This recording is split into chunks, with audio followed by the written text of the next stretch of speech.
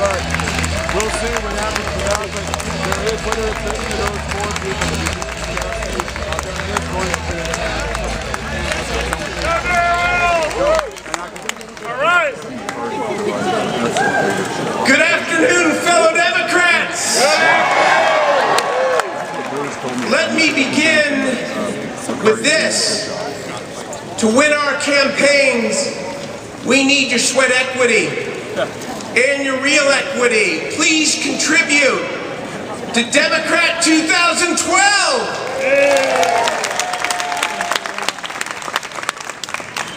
My fellow Democrats, one of the most appealing aspects of Barack Obama's candidacy 4 years ago was his absolute conviction that America could find its way to a rational government that transcended party lines. Like many people, I believed him. I believed he was right. I believed that it could be done. In fact, when I became the leader of the state Senate, just as Barack Obama became president, I went to work like he did to try to find a way to work with the Republicans. We all watched the president struggle. The Republicans made a conscious decision that they were going to obstruct him at every turn. President Obama kept George Bush's Secretary of Defense, and they accused him of weakening the military. He killed terrorist after terrorist, all the way up to bin Laden himself. And they say he lowered America's stature throughout the world. He stopped the loss of 2 million jobs, kept the country from falling into a depression, saved the auto industry, reformed Wall Street, and signed historic legislation to provide health care to 43 million Americans who did not have it. And they called him a socialist. To his credit, the president finally accepted the Republicans for who they are. They don't want a better government. They hate government. They don't want wealth shared. They want it hoarded for a privileged few. They don't believe in bottom up. They believe in trickle down. You know how I know? Because on a smaller, but still very important scale, we've had the same struggles here in California. The president delayed enacting health reform so long that Americans unfairly thought he was not paying attention to the economy. But he delayed it because he genuinely wanted a bipartisan solution. No such luck. That same year, we had a 100-day late delay in enacting a state budget. Couldn't get one Republican. The cuts we had to make were horrific. But no matter how deep we cut, they wanted more. We tried to compromise. We tried to cajole. We tried everything. No such luck. The next year, no such luck.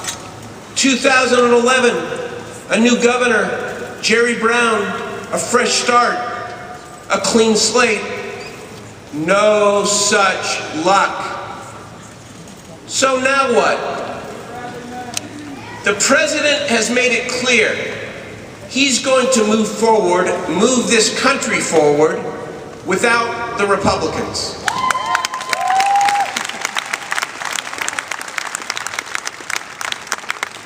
He is right. And I'm here to tell you that in the state Senate, we're going to do the same. 1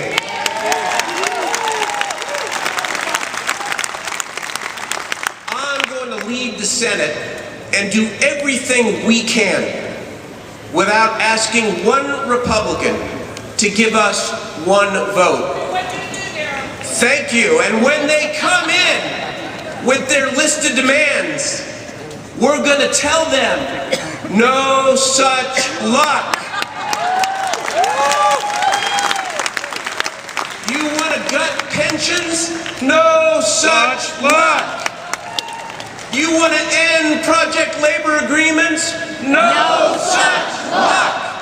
You want to end tenure? No such luck. You want to destroy CEQA? No such luck. How about that? Go get it, Democrats. You know, there are plenty of things we can do, and we are doing without bargaining away the rights of working men and women. We can pass a budget without the obstructionists thanks to you and Proposition 25. We passed historic protections for farm workers without one Republican vote. We enacted the DREAM Act without the obstructionists. We expanded project labor agreements without the obstructionists. We put LGBT Americans in our textbooks without the obstructionists. And so what have the Republicans gotten for themselves with their no, no, no position? I'll tell you what. They've gotten Senate Democrats damn near to a 2/3 supermajority, and we're going to get there with your help.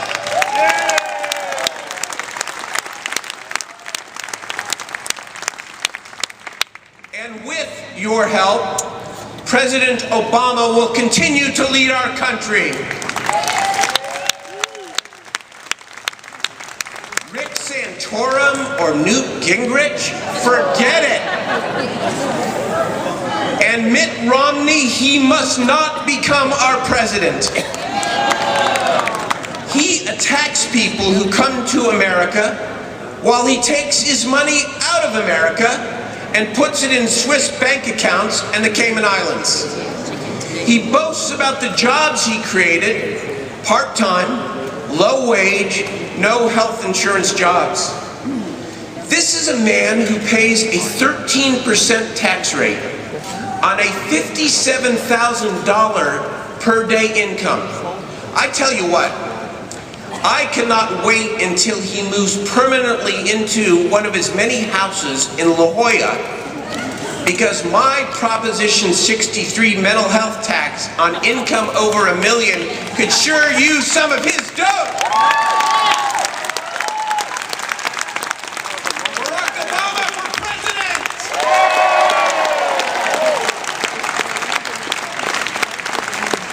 I have one final thought. My favorite Republican, Abraham Lincoln, once said, we all love Abraham Lincoln. He said, things may come for those who wait, but only the things left by those who hustle. We will win in November if we hustle. We will repeal the Bush tax cuts and use that money to fund education and health care if we hustle.